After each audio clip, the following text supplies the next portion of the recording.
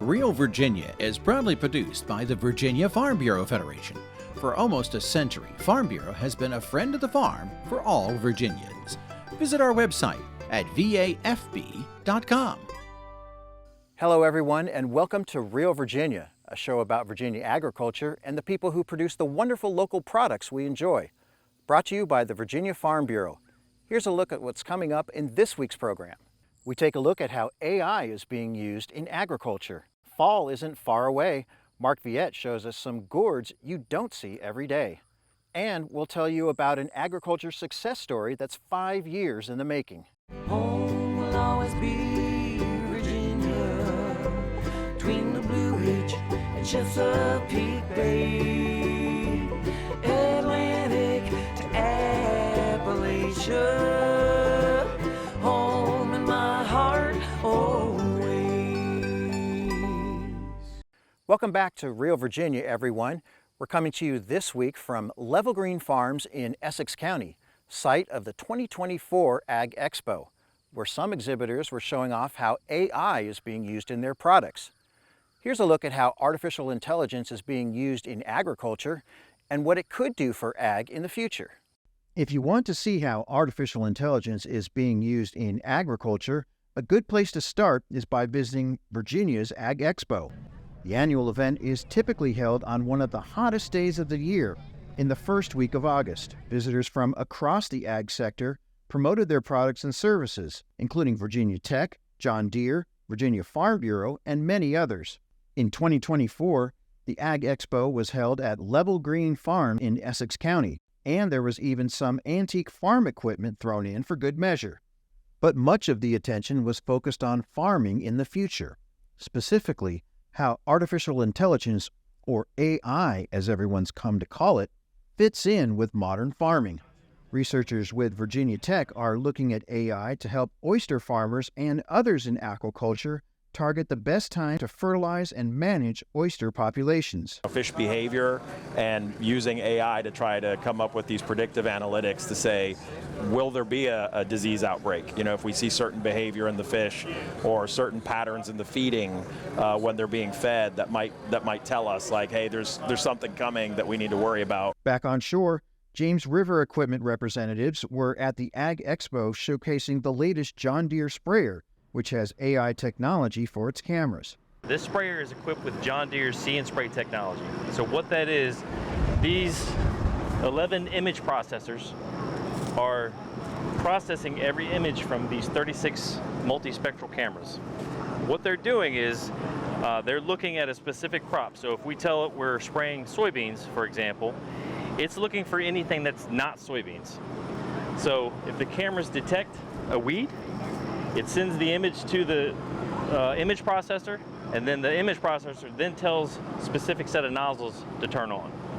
So what we have is we have essentially a sprayer, a single sprayer chassis with 2 sprayers on it. So you have one that can broadcast apply all the time, so the whole 120-foot boom, and then these other nozzles are turned on as they see a weed.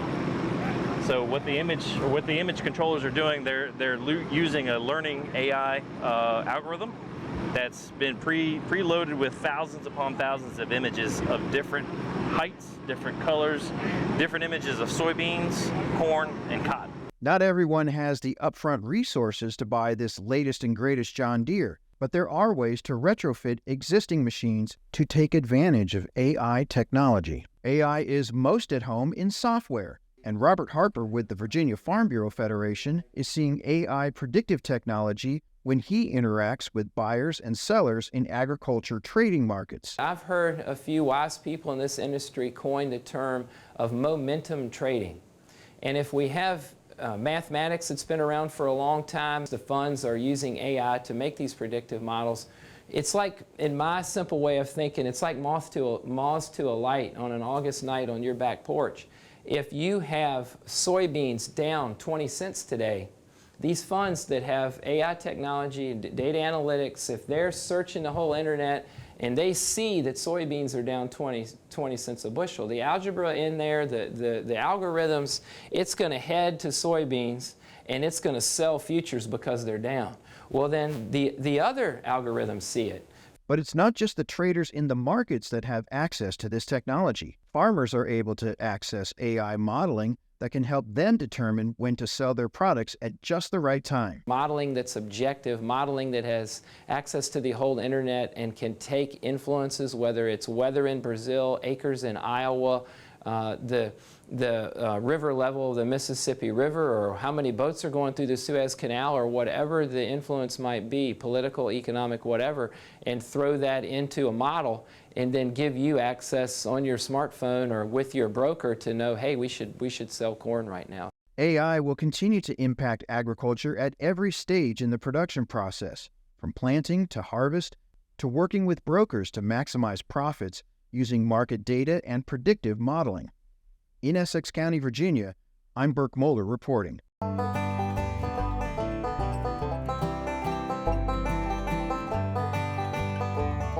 Artificial intelligence would be nothing without modern computer technology, and farmers have been using and adapting computer programs for decades. Like many other industries, computers first came into wide use on the farm in the 1980s when personal computers became affordable. At first, they simply made business accounting and crop records easier to keep. Beginning in the 1990s, computer scientists began fine-tuning programs to make farmers more productive. Some of the most valuable improvements have been in tracking milk production and the application of crop protectants and fertilizers in the field. Hi, I'm Mark Viette. Coming up on In the Garden, I'm going to talk about pumpkins and gourds and mums. Stay with us. Farming is a rewarding way of life, but it can also be full of challenges.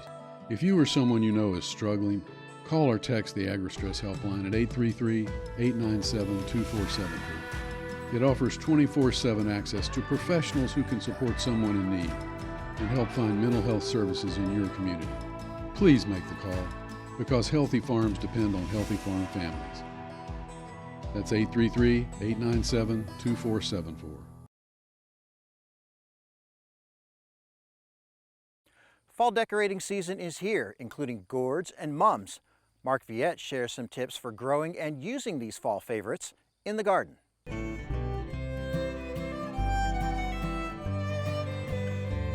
During the fall, you might see some beautiful chrysanthemums or mums.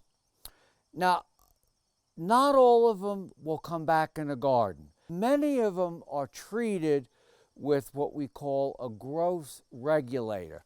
So it keeps them nice and short and compact. So if you put them in a garden, they're probably going to get a little bigger.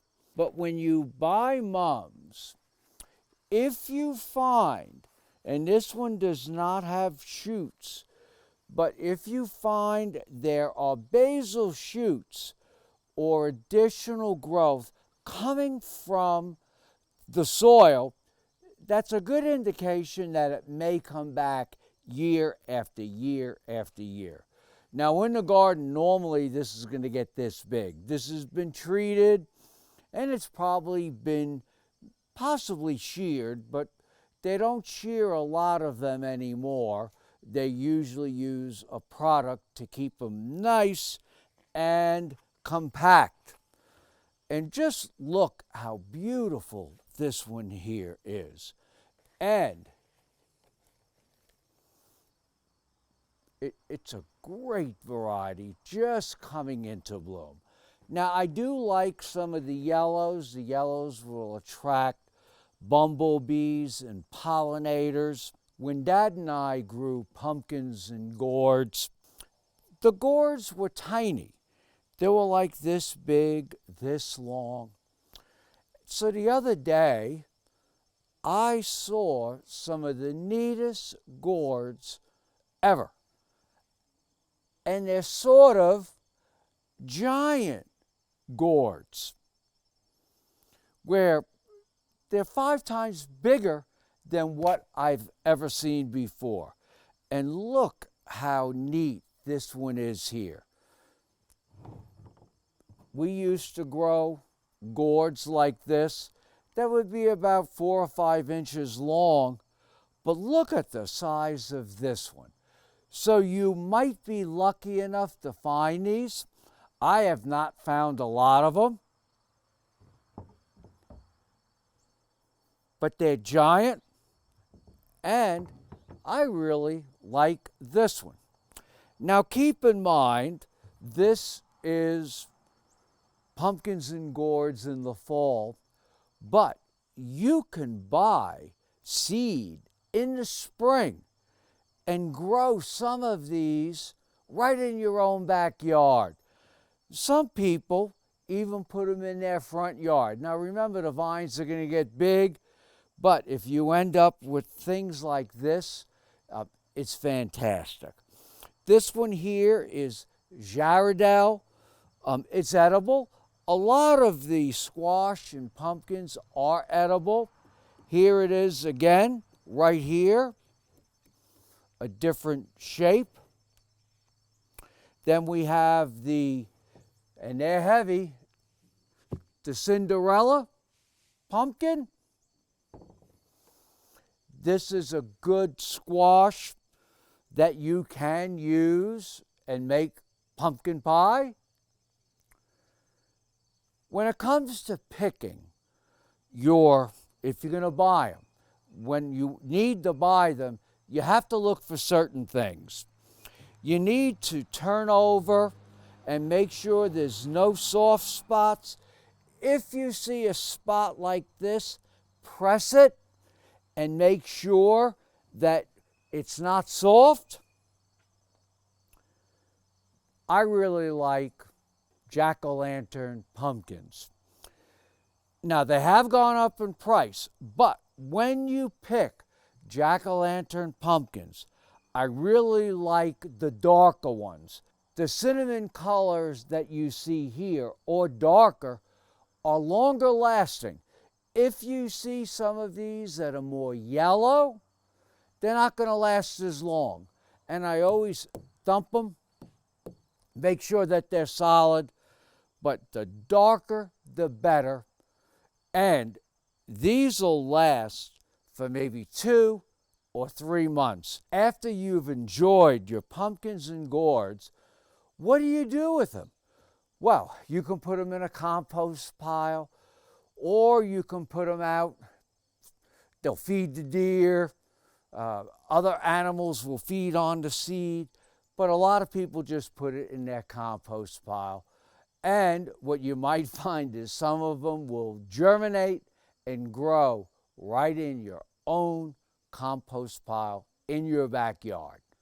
I'm Mark Viette. Join me next time in the garden. Email your garden questions to viette@viette.com. Hi, I'm Chef Tammy Brawley from the Green Kitchen. Coming up on Heart of the Home, quick pickled okra and roasted okra. We hope you'll stay with us.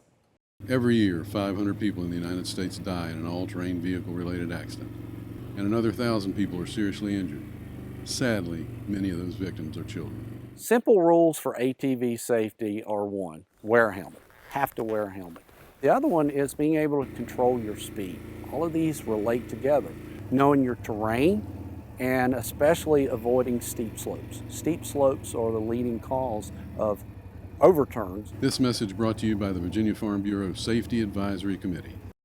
It may be September, but many summer gardens are still pumping out produce. Chef Tammy Brawley shows us a different way to cook a healthy favorite, okra, in the heart of the home.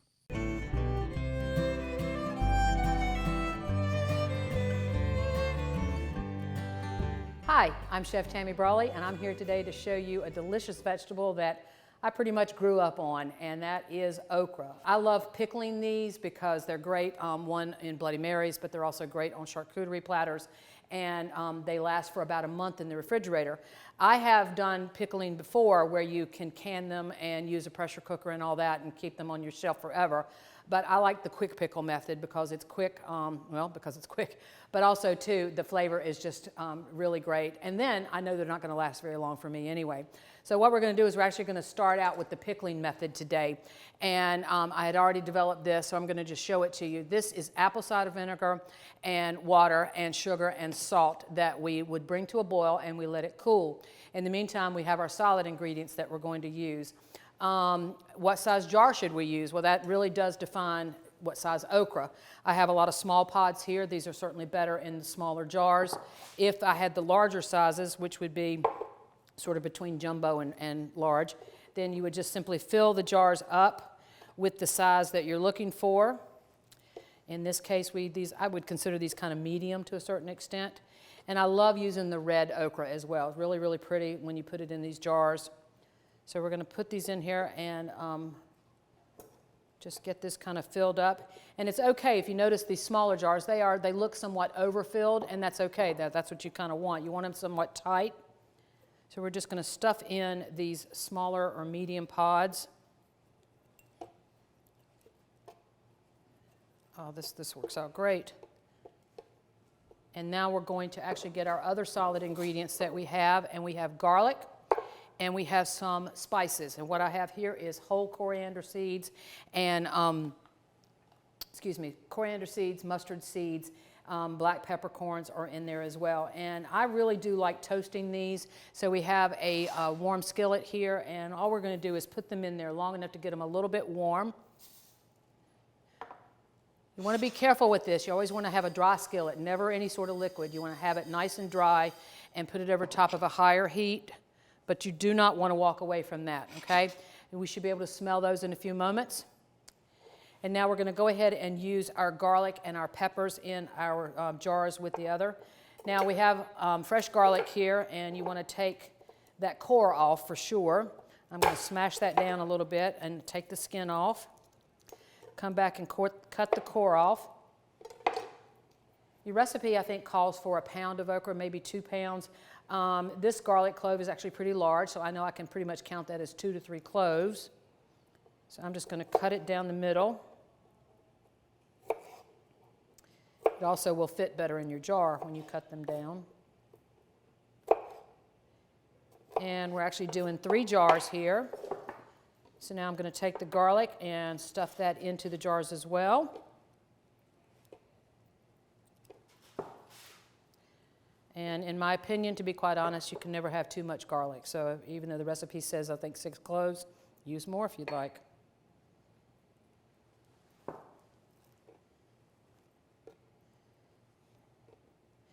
And then we have some Thai peppers or bird's eye peppers. They can be dried or they can be the ones that you've kept in your freezer. I keep mine in the freezer because I use them for all sorts of recipes. So we're just going to stuff a couple of peppers down there. How spicy do you want these? Well, you can certainly add more peppers if you'd like. Looks like I've got 2 to 3 in about each jar. Doesn't matter if they go all the way down. We take care of that when we seal the jars. All right, these have become nice and toasted, which I really like. Turn that heat off. I actually want to grab a spoon here, make it a little easier to get out. Oh, goodness. So now I'm going to divide our seeds and peppercorns amongst the jars.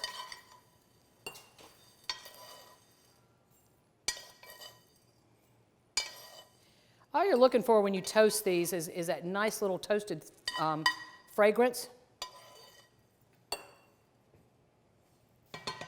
You're not really looking for a lot of color. All right, so now I've got my solid ingredients. I've got sugar and salt and vinegar in our mixture here that has cooled off. I'm actually going to make my job a little easier because if I tried to pour it from the pot, I'm sure I would probably make a mess. You want to fill the jars till about 1/2 inch from the top. And considering how much okra I have here, I may not have enough vinegar to do all 3 jars, and that's okay. You can come back and make more. You want to go to about 1/4 inch from the top. Oh, this looks like it's going to work out perfect. Love it when a plan comes together. So it's nice and cooled off. Vinegar, water, sugar, and salt. Come back with your lids. Seal them tightly.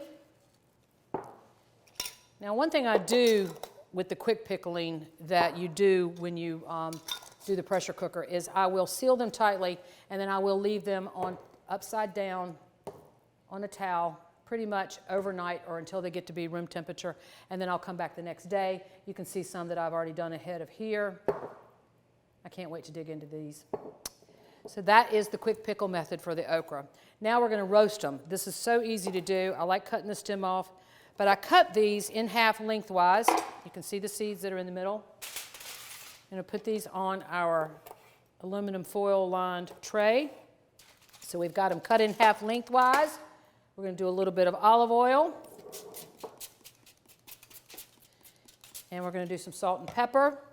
And these go into the oven really until your desired doneness. It can be 15 minutes, it can be 20 minutes. So we're going to go into a 400-degree oven for about 15 minutes or so. All right, so our okra has been roasting in the oven, 400-degree oven for about 15 minutes or so. We're going to go ahead and pull that out.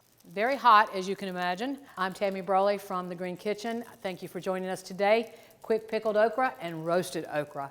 Join us next time on Heart of the Home. Recipes from the Heart of the Home can be found on the Virginia Farm Bureau website at vafb.com/recipes, as well as on Chef Tammy Brawley's website at greenkitchenrichmond.com.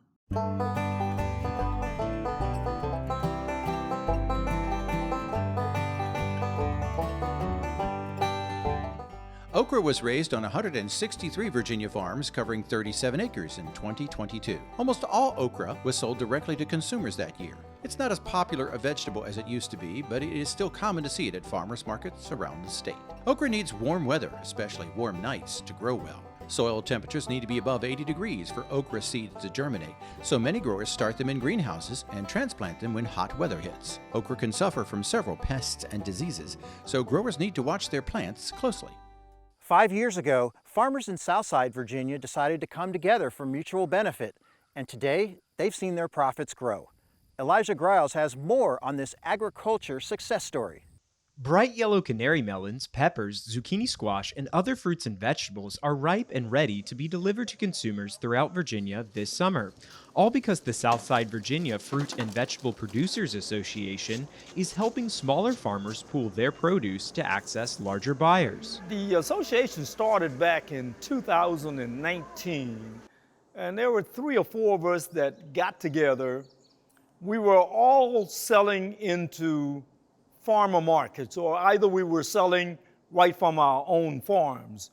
And we all wanted to get a little bit bigger. We wanted to grow our businesses. And the thinking at that time was that if we came together, if we aggregated our product, if we got bigger lots of product, be it yellow squash, zucchini squash, or whatever, if we put that product together, we could attract larger buyers. We had to sell our growers on the fact that if we came together and we grew greater volumes of product, we could sell it. We did that by reaching out to buyers. We worked with Virginia State, we worked with our extension agents. They put together meetings where they brought potential buyers in to meet with us. And when we got those buyers to come in to look at what we were doing and what we potentially could do for them, buyers bought in to our vision. Getting the association off the ground was a big challenge in 2019. Goldman remembers a daunting initial outlook. We needed money for one thing, to build a warehouse or rent a warehouse. We needed funding for delivery trucks. We needed reefer trucks to move our product longer distances. We needed that, and we needed labor. The new cooperative didn't have enough money to begin business, so Charlotte County Extension agent Joanne Jones and Goldman turned to the Virginia Foundation for Agriculture, Innovation, and Rural Sustainability to apply for grant funding. The Southside Virginia group is very uniquely structured in the fact that they are a working association with multiple businesses who benefit from being a member of this association. So that allowed Virginia Fairs to be uniquely positioned to work with this group to identify several grant and loan programs that they were able to access. Virginia Fairs has played a huge role in that because they started out, they rented a facility in Charlotte Courthouse to work out of. With funds through Virginia Fairs, they were able to get a reefer truck and a cooler. Without that, those were game changers because the product it has no shelf life, a couple of days on most of it. some of it less. So being able to put it in the cooler, they're able to keep their product longer. Having the cooler, it makes the central hub for all the different counties deliver there. John Price and his parents Michael and Amy Carwile are founding members of the association. 14 years ago, they started farming with a half-acre garden. They currently raise over 50 acres of fruits and vegetables that are marketed through the association. Starting out, we had basically nothing. It was like some vans, we'd rent a box truck, and that's basically all the equipment. It was, you know, done in the driveway. We had a tractor loading up. We didn't have a forklift or anything. And now, just to see how it's going, I mean, now 2 buildings and the coolers and the trucks, I mean, it's really taking off. You really need enough volume to be able to get into these places, kind of get into the door. That would be the biggest thing. And then the production side of it, just being able to work together. Like, if we weren't working together, we could have, I mean, it never would have got started. Hearing these farmers say, my son's going to be able to come back to the operation, or hearing a first-generation farmer say, I can actually be in the industry, and this has helped me break into that industry, and they've got this supportive group, and they feel like they're able to be a part of a community.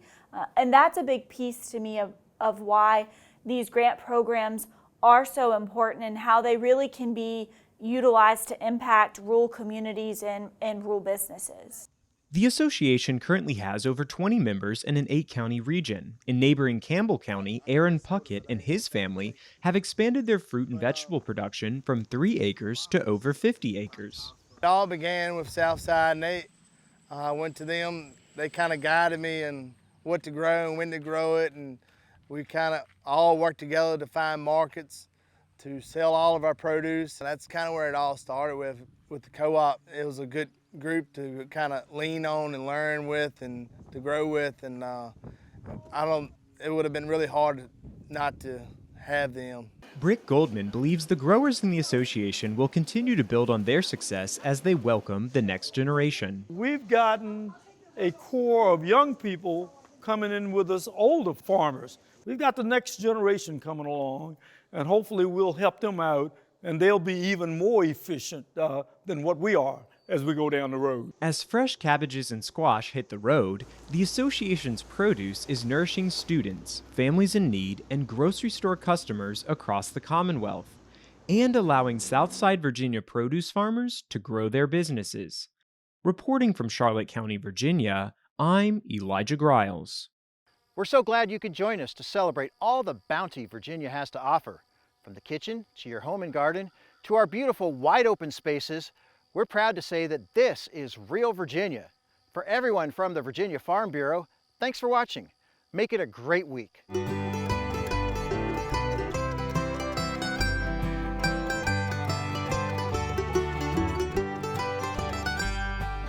Home will always be Virginia, between the Blue Ridge and Chesapeake Bay, Atlantic to Appalachia, home in my heart always.